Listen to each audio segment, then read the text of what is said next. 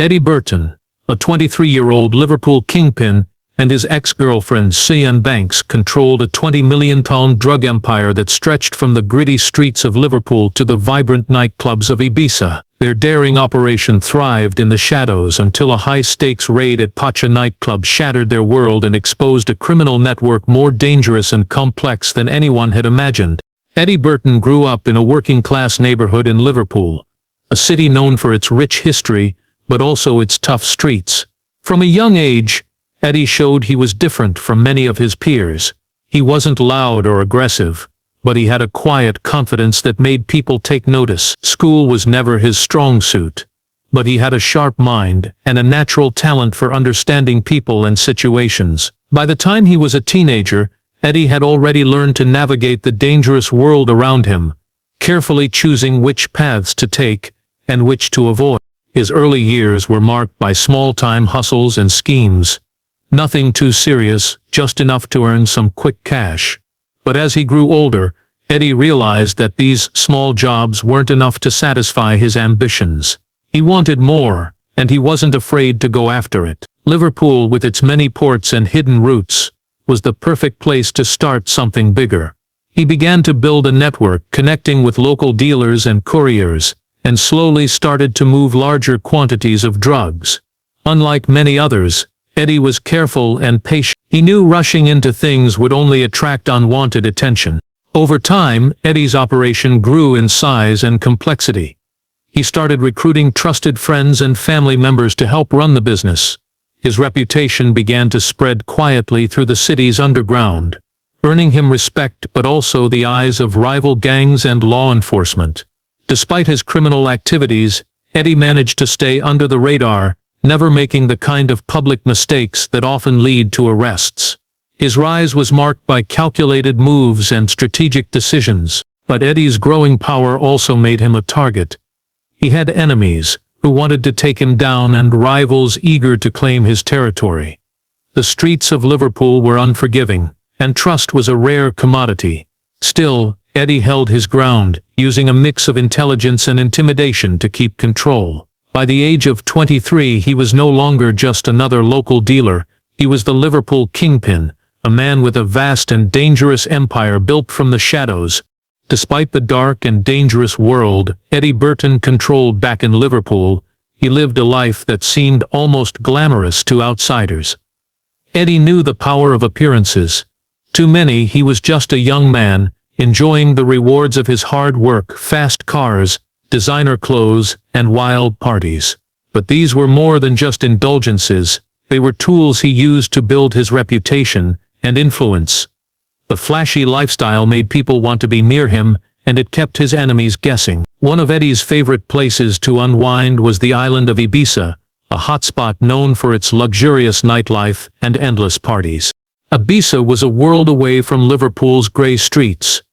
The island pulsed with music, lights and energy. Pacha, one of the most famous nightclubs there, became Eddie's second home. It was the perfect place for him to mix with wealthy tourists, club owners and other people involved in the nightlife business. Eddie wasn't just there for fun.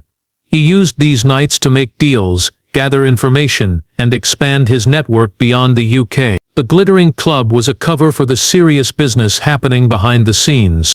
Eddie's presence in Ibiza gave him access to international contacts that helped move his drug shipments across borders.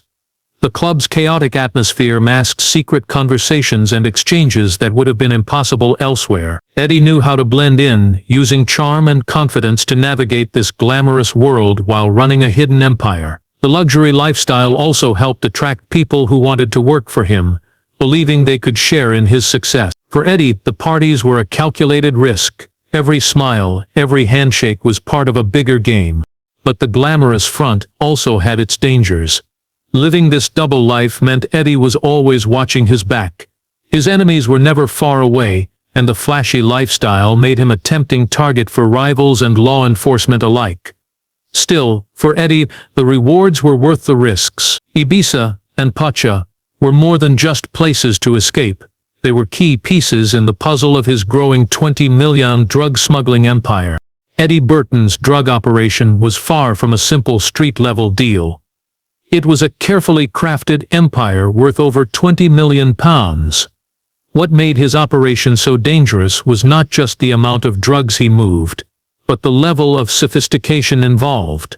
Eddie understood early on that to stay ahead, he needed to think bigger and smarter than his rivals. The drugs he smuggled included cocaine, heroin, and ecstasy, substances in high demand both in the UK and across Europe. To manage such a vast supply chain required careful planning, trusted contacts, and secret routes that could evade law enforcement. One of the key elements of Eddie's success was the way he hid his shipments.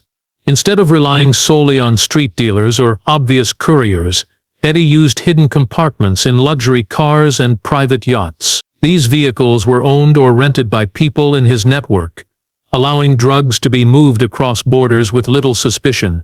Ports and airports around Liverpool and southern Spain became hubs for his smuggling operation. The money flowed quickly, and Eddie reinvested it to expand his reach, creating a complex web of suppliers, transporters, and street-level dealers.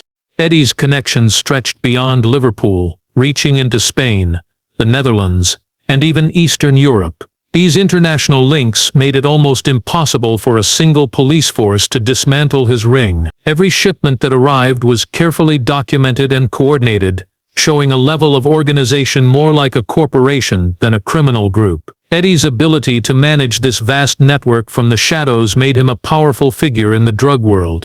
Despite the risks, Eddie stayed focused. His operation's scale meant there were constant dangers, rival gangs trying to steal his shipments, law enforcement closing in, and the risk of betrayal from within his own circle. But so far, Eddie had avoided major setbacks. The police had no solid evidence linking him directly to the smuggling, and his luxurious life made it difficult to believe he was involved in serious crime. Yet beneath this surface, Eddie was building an empire that would eventually catch the attention of authorities across Europe. Sian Banks wasn't just Eddie Burton's ex-girlfriend. She was one of the most important players in his drug smuggling operation. On the surface, Sian seemed quiet and unremarkable, someone who blended easily into the background, but behind closed doors, she was deeply involved in the planning and execution of the ring's activities. Sian handled much of the communication between different members of the network, using coded messages and burner phones to avoid detection. She coordinated logistics, ensuring shipments arrived on time and payments were collected. Her role was critical to the smooth running of the operation, and Eddie trusted her implicitly. Their relationship had started long before the drug empire grew, but as Eddie's business expanded, so did Sian's involvement. She wasn't just a messenger or assistant, she was a key strategist, helping to solve problems and manage risks. Unlike many people caught up in crime, Sian showed remarkable calm under pressure, quickly adapting when things went wrong.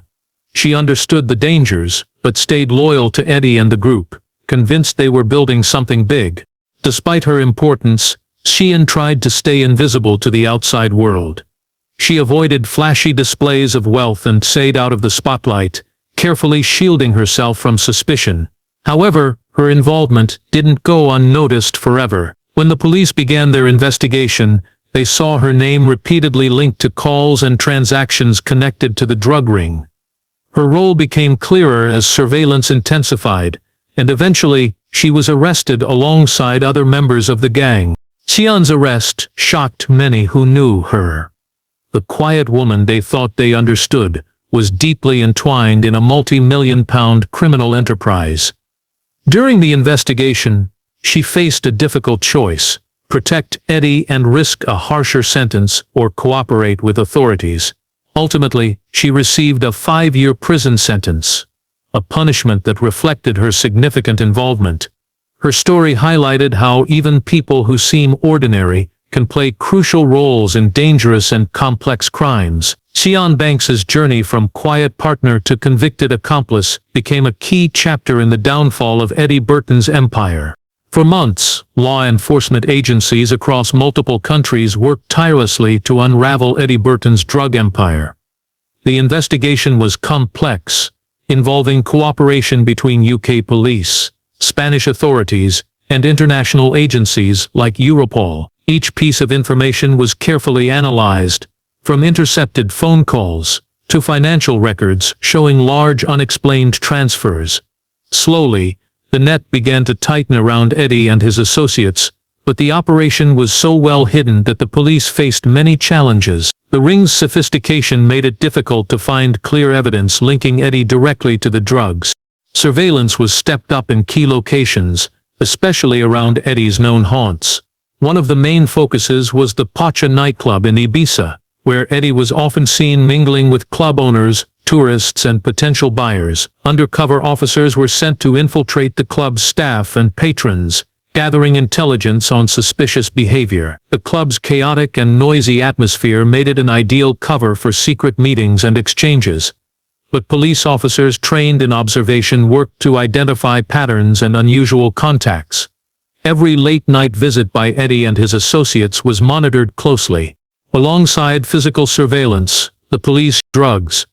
Unlike many others, Eddie was careful and patient. He knew rushing into things would only attract unwanted attention. Over time, Eddie's operation grew in size and complexity. He started recruiting trusted friends and family members to help run the business.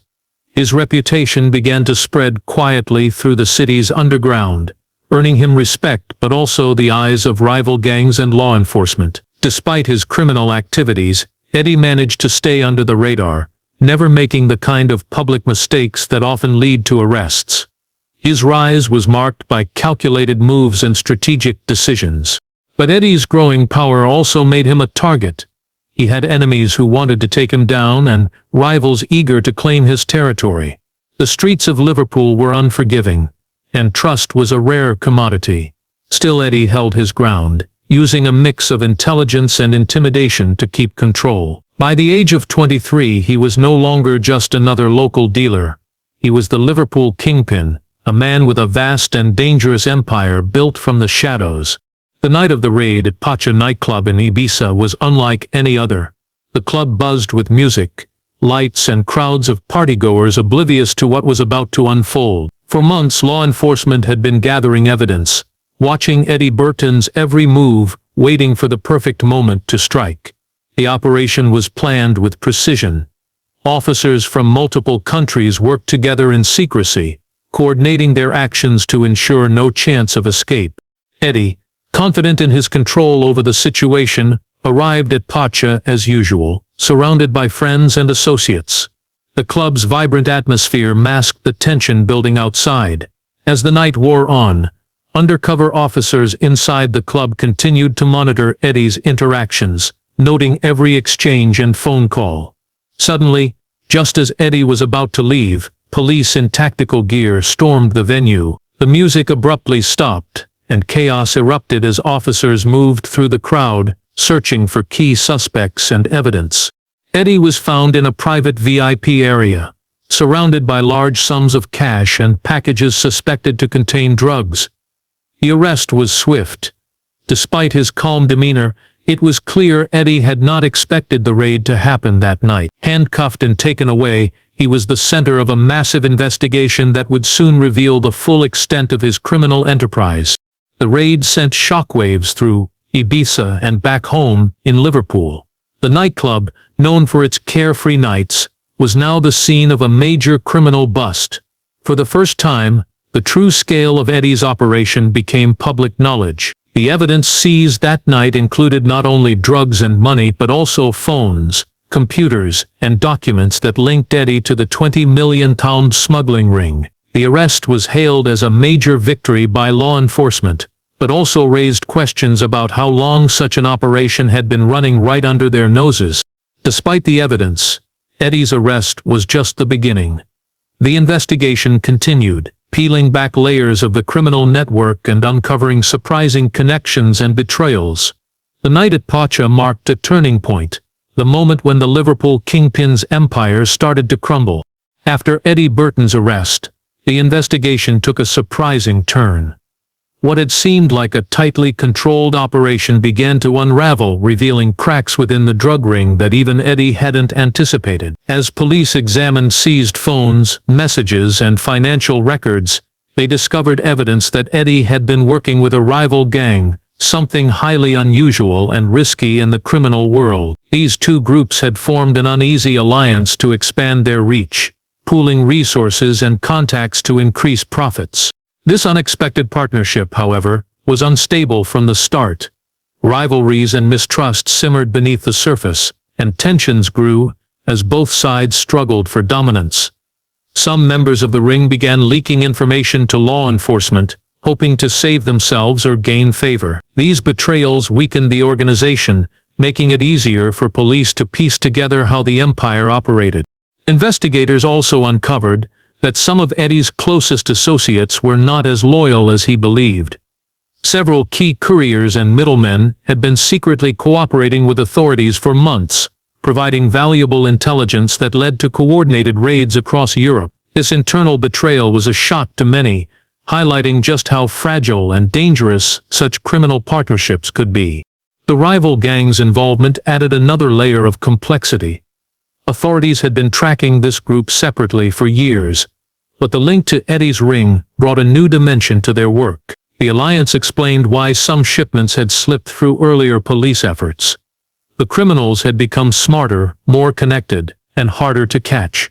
For Eddie, these revelations meant his empire was crumbling from within. What had seemed like a solid network was in fact riddled with mistrust and divided loyalties. The very moves he had made to grow his operation became the cause of its downfall. The police were able to use this chaos to their advantage, making arrests and gathering evidence that would have been impossible if the ring had stayed united. This unexpected twist showed the dangers of criminal alliances and how betrayal can be the undoing of even the most powerful kingpins. Eddie's downfall was not just about the police, it was also the result of enemies close to home. The trial of Eddie Burton quickly became one of the most talked about criminal cases in recent years. With the weight of evidence stacked against him, the courtroom was filled with tension and anticipation. Prosecutors presented a detailed picture of Eddie as the mastermind behind a vast 20 million pound drug smuggling operation that stretched across Europe. They showcased intercepted phone calls, financial records, and testimonies from key witnesses, including Eddie's ex-girlfriend, Sian Banks, who had pleaded guilty and agreed to testify in exchange for a reduced sentence. Throughout the trial, Eddie maintained a calm and collected demeanor, but the evidence painted him as a calculating and ruthless figure. The prosecution argued that Eddie had carefully built and managed a criminal empire that endangered countless lives. They highlighted his use of luxury cars and private yachts to transport drugs, as well as the network of trusted couriers and middlemen who helped him avoid detection. Each piece of evidence added weight to the case, showing how deeply involved Eddie was at every level of the operation. Sian Banks's testimony was particularly powerful. She described her role in managing communications and logistics and explained how their criminal enterprise functioned day to day. Her decision to cooperate with the authorities was seen as a turning point in the case, exposing details that otherwise might have remained hidden. While her involvement led to a 5-year prison sentence, her cooperation helped bring Eddie and other key members of the ring to justice. The defense team tried to challenge the evidence, arguing that Eddie was not the kingpin prosecutors claimed him to be, and that much of the evidence was circumstantial. However, the judge and jury were persuaded by the thoroughness of the investigation and the consistency of the testimonies. In the end, Eddie Burton was found guilty on multiple charges related to drug trafficking, money laundering, and conspiracy. The judge condemned his actions, emphasizing the devastating impact of drug crime on communities. Eddie was sentenced to a lengthy prison term, marking the fall of one of Liverpool's most notorious young criminals. The trial closed a dark chapter, but also sent a strong message that such crimes would not go unpunished. With Eddie Burton behind bars, the once tightly controlled drug ring began to collapse. His arrest and conviction left a power vacuum in Liverpool's criminal underworld. Rival gangs, eager to take advantage of the disruption, quickly moved to claim parts of Eddie's former territory. This sudden scramble for control led to a noticeable increase in violence on the streets, with turf wars and clashes between competing groups becoming more frequent. The fragile peace that had existed under Eddie's rule shattered, leaving communities caught in the middle. Law enforcement agencies remained vigilant, aware that new groups could rise from the chaos. Police increased patrols and surveillance in affected neighborhoods, aiming to prevent a full-scale return to the lawlessness that Eddie's empire had once fueled. Community outreach programs also stepped up, trying to help residents resist the lure of crime and offer alternatives to those vulnerable to recruitment by gangs. The government pushed for tougher measures on drug trafficking, hoping to dismantle not just one ring, but the wider networks that supported it. Meanwhile, Eddie's arrest sparked debate about the glamorization of criminal lifestyles. His flashy image, part partygoer, part kingpin, had inspired some young people to see crime as a way to wealth and power. The story of his rise and fall became a cautionary tale, reminding many that behind the allure of luxury and nightlife lies a dangerous and destructive world. Social media and news outlets covered the case extensively, highlighting both the human cost of drug crime and the relentless work of law enforcement. Sian Banks's sentence also sent ripples through the community, showing that those who assist in crime can face serious consequences. Her cooperation with police and eventual imprisonment illustrated the difficult choices people involved in these networks must confront. In the end, Eddie's downfall disrupted a major drug operation, but the story didn't end there. It revealed how fragile criminal empires are, and how quickly the balance of power can shift. The aftermath served as a reminder that crime breeds chaos, and even the most powerful kingpins can fall, leaving behind a trail of uncertainty and violence. Years after Eddie Burton's arrest and conviction, his story continues to resonate as a cautionary tale about the hidden dangers lurking beneath the surface of nightlife and youth culture. While Eddie remains behind bars, the ripple effects of his £20 million drug ring are still felt in both Liverpool and Ibiza. The glamour and excitement that once surrounded his lifestyle have faded, replaced by a sobering reminder of the real consequences of crime. Eddie's case exposed the harsh reality that drug trafficking is not just about money and power, it's about destruction. Families were torn apart, communities were put at risk, and countless lives were affected by the drugs his network distributed. This human cost became a central focus for those working to prevent similar crimes from taking hold. Programs aimed at education and prevention gained new urgency, especially targeting young people who might be tempted by the glittering lifestyle that once defined Eddie's public image. Sian Banks, whose role was critical in the operation, served her sentence and became a symbol of the complexity of involvement in criminal networks. Her story highlighted how people can become trapped in dangerous situations, often making choices out of loyalty or fear. Her cooperation with authorities helped dismantle the ring, but her punishment underscored the price paid by those who get caught in such worlds. Law enforcement continues to monitor drug activity closely, using the lessons learned from Eddie's case to improve strategies and strengthen international cooperation. The investigation revealed how drug smuggling rings can operate across borders, making it clear that combating these crimes requires coordination beyond any single